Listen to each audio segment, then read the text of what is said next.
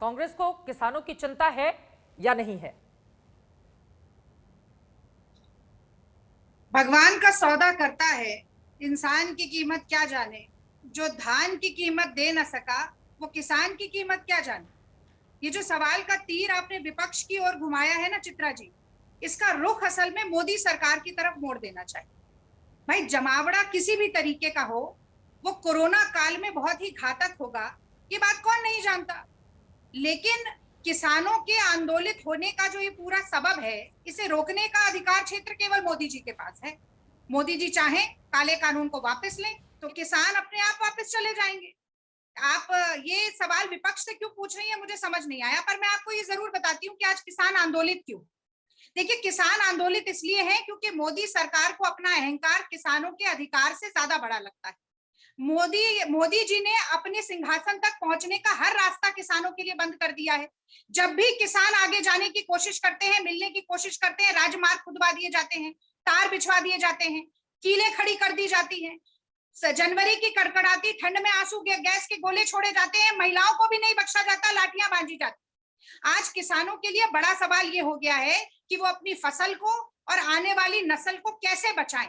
ठीक है। और यही कारण है चित्रा जी कि किसानों को आंदोलित होना पड़ रहा है। और ये सरकार इतनी निष्ठुर है कि जब चुनाव आते हैं तो अन्नदाता बन जाता है किसान, ठीक और है, जब अपना अधिकार मांगने लेकिन लगता है तो मौजूदा वही वक्त तो किसान आंदोलन की खालिस्तानी और इजाजत नहीं देता आतंकवादी है ना दिखाई रागिनी देता है। नायक, और आपने इस बात को स्वीकार भी किया है कि भीड़ में किसी का भी जाना यानी कि वो खुद अपने आप को संक्रमित कर मौत के मुंह में धकेल रहा है। और ऐसे में अगर हम गलत का विरोध करने की बजाय गलत का समर्थन करें तो सवाल पूछे जाएंगे विपक्ष से। ठीक है मैडम, लौटूंगी मैं आपके पास। आपने चूंकि सारा आपने तीर घुमा दिया है ना गौरव भाटिया की तरफ, तो उनसे जवाब ले लीजिए। मैं लौटूंगी आपके पास। गौरव भाटिया जी, अब किसानों के पास ऑप्शन भी क्या है? 26 मई सांकेतिक तौर पर तो एक बड़ी तारीख है ना, प्रधानमंत्री ने पहली बार शपथ भी ली थी 2014 में। ऐसे में किसान क्या करें अगर उनकी बात को सरकार नहीं सुन रही है?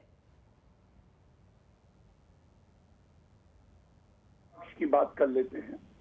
ये 12 दगे कारतूस एक साथ आए हैं और पता चला है आम आदमी पार्टी भी समर्थन कर रही है ऐसे प्रदर्शन का।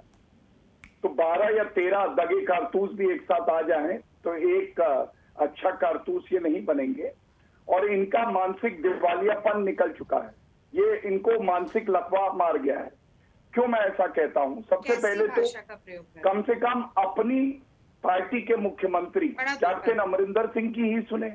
कैप्टन अमरिंदर सिंह ने, और मिस्टर बाजवा हैं, ये मंत्री हैं पंजाब में, उनसे पूछा गया क्या ये प्रदर्शन जायज है, तो उन्होंने कहा नहीं, इससे कोविड बढ़ेगा। आज की चर्चा 3 कानूनों पे नहीं है जो पार्लियामेंट से पास हुए संविधान के तहत, जिस पे रोक लगाई है सर्वोच्च न्यायालय ने, जो अभी है ही नहीं एग्जिस्टेंस पे क्योंकि रोक लगी है। आज की चर्चा इस बात पे है, यही कांग्रेस पार्टी दोहरा रवैया दिखाते हुए जब परिणाम आने थे असेंबली के तो क्या कह रही थी, आपको याद है चित्रा जी? हम किसी चर्चा पे नहीं आएंगे, केवल कोविड ही हमारी प्राथमिकता होनी चाहिए। आज तो आ गए हैं, क्या कोविड को परास्त कर दिया है भारत ने? और ये दुखद इसलिए है कि नरेंद्र मोदी जी के नेतृत्व में 135 करोड़ भारतीय एकजुट हो चुके हैं। लेकिन ये पार्टियां जिनको मानसिक लकवा मारा हुआ है, या अराजकता फैलाना चाहती हैं, चाहती हैं लाशें हों, उनपे गिद्धों की राजनीति करें। और मैं इनसे पूछना चाहता हूं, इतनी चिंता थी तो जब संसद में चर्चा होती थी तो राहुल गांधी संसद में ही नहीं थे, वो तो छुट्टियां मनाने इटली चले गए थे। आज हमें ये मानना होगा, जब एपिडेमिक एक्ट लगा है तो कैप्टन अमरिंदर सिंह की जिम्मेदारी है कि जो बाहर निकले उसको गिरफ्तार करें। धर्मेंद्र मलिक जी, सीधा मेरा सवाल है, क्या हम लोग मौजूदा वक्त की नजाकत को समझ रहे हैं कि देश इस वक्त किस परिस्थिति का सामना कर रहा है? 26 जनवरी की स्थिति क्या थी ये देश भर ने देखा भी और सभी शर्मिंदा भी हुए। क्या किसानों के पास एक बड़ा मौका नहीं है कि कम से कम देश हित में हम फैसला करें और फिलहाल के लिए आंदोलन को स्थगित कर दिया जाए, जो बातें बीजेपी की ओर से की जा रही हैं? धर्मेंद्र मलिक जी। नहीं, देखिए चित्रा जी, मैं आपको बताऊं कि जो बीजेपी कह रही हो तो बीजेपी के हिसाब से थोड़ा आंदोलन चल रहा है या कोई विपक्षी दलों के हिसाब से। पर मैं आपको एक बात कहना चाहता हूं कि शायद कोई गलत फहमी है, कल कोई जमावड़ा नहीं होने जा रहा है। हर गांव में हर किसान अपने घर पे काले झंडे फहराएंगे अपने वाहनों पे काले झंडे लगाएंगे और गांव के किसी चौराहे पे 5 आदमी इकट्ठा होकर पुतला दहन करेंगे, ये कॉल दी गई है। दूसरा मैं आपको बताऊं कि आपके घर में जो दूध आ रहा या गौरव भाटिया के घर में जो दूध आ रहा, जो अन्न आ रहा, लॉकडाउन, खेती का लॉकडाउन नहीं हो सकता। हम तो मजदूर के साथ खेत में भी जा रहे हैं ना, हमारी तो मजबूरी है, हम तो खेत में भी काम करना पड़ता है। अगर खेती का लॉकडाउन, कोई फैक्ट्री नहीं है कि स्विच बंद कर दिया तो खेती बंद हो जाए। कोरोना है, लेकिन मेरी आपके चैनल के माध्यम से अपील है कि देश में जो है कृषि कानून के बिना कहीं देश नहीं रुक रहा था। कृषि कानून नहीं रहेंगे तब भी देश नहीं रुकेगा। प्रधानमंत्री जी से विनम्र निवेदन है कि अपने देश के किसानों को खुश करने के लिए कहें कि चलो आपकी बात मानते हुए कृषि कानून वापस लेता हूं, लेकिन आपकी सहमति से दोबारा हम इन बिलों को लाएंगे और उसमें किसानों से बात करेंगे तो सारा मसला खत्म। आज अनाउंस कर दे, कल का प्रदर्शन भी बंद और कल किसान यहां से वापस चले जाएंगे सब लोग। हम इस देश के ही तो किसान हैं। चूंकि किसान नेताओं पर ये देश भरोसा करे, जरूरत भी है, किसान हमारे अन्नदाता हैं, उनके फैसलों का स्वागत किया जाना चाहिए और विचार विमर्श के लिए भी एक बड़ी जगह है।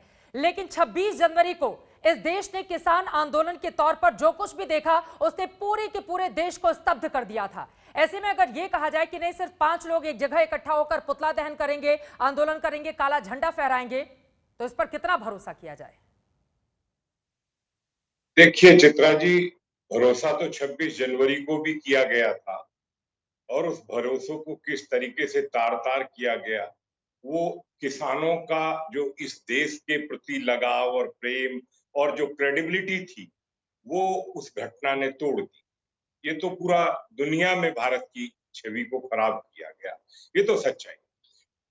सबसे बड़ी बात ये है आज कि जिस तरीके से पूरे देश में लॉकडाउन है और लॉकडाउन लगाने के बाद सब लोग अपने घरों में हैं। ये सही है कि खेत में सब काम हो रहा है, मेरे भी यहाँ खेत में काम हो रहा है, लेकिन पब्लिकली सड़कों पर भीड़ का इकट्ठा होना किसी भी कीमत पर किसी के हित में नहीं है, ना देश के हित में, ना किसानों के हित में। मैं इसलिए कह रहा हूं कि ये जो कोरोना गांव में गया है और जिस तरीके से घटनाएं गांव में घट रही हैं, वो बहुत खतरनाक परिस्थितियां हैं।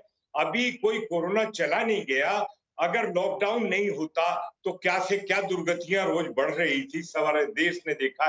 लॉकडाउन का पालन हर व्यक्ति को इसलिए करना है कि हमें अपने परिवारों की रक्षा के लिए, अपने गांव की रक्षा के लिए, इस देश के गरीब लोगों की रक्षा के लिए, अमीर लोगों की रक्षा के लिए, व्यापारियों की रक्षा।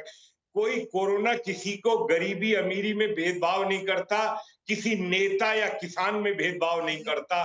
ये राजनीतिक दलों की सोच को क्या हो गया है, मुझे आज दुख इस बात का है कि आप सिर्फ पहले तो आप दिखवा रहे थे, जलती हुई चिताओं को इंटरनेशनल मीडिया में छपवा रहे थे कि भारत में ये हो रहा है। आप फिर दोबारा से उसी लॉकडाउन में किसानों के नाम पर आग में घी डालने का जो काम इन्होंने किया है, और वो भी वो कांग्रेस पार्टी जिसके मुख्यमंत्री, पंजाब के मुख्यमंत्री कह रहे हैं कि ये बहुत सुपर स्प्रेडर हो जाएगा, क्योंकि वो देख रहे हैं कि स्थितियां पंजाब की खराब है, हरियाणा की खराब है, उत्तर प्रदेश की खराब है, राजस्थान मध्य प्रदेश की खराब है, पूरे देश में परिस्थितियां हैं। बहुत मुश्किल से चीजें सुधार की तरफ बढ़ रही हैं।